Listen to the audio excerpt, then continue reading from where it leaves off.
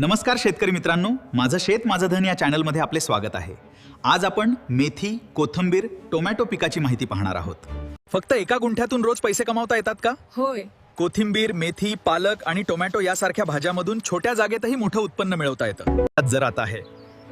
आज अनेक शेतकरी कमी जागेत जास्त नफा मिळवण्यासाठी भाजीपाला शेतीकडे वळत आहेत। भाजीपाल्यासाठी भुसभुशीत आणि सुपीक जमीन आवश्यक असते। सुरुवातीला शेणखत मिसळून उंच बेड तयार करावेत।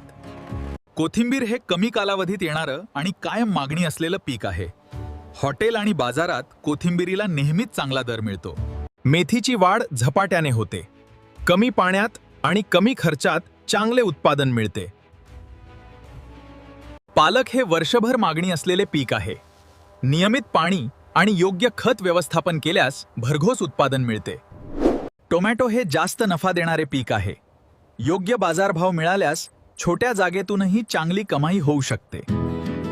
ड्रिप सिंचन आणि मल्चिंग वापरल्यास पाण्याची बचत होते आणि तणही कमी येतात। एका गुंठ्यातून वेगवेगळ्या भाज्यांचे नियोजन केल्यास दररोज उत्पन्न मिळू शकते।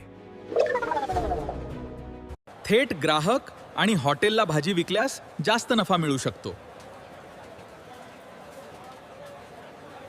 तुमच्याकडेही छोटासा गुंठा असेल तर भाजीपाला शेती नक्की सुरू करा। व्हिडिओ आवडला असेल तर लाईक करा, शेअर करा आणि माझं शेत माझं धन चॅनलला सबस्क्राईब करा।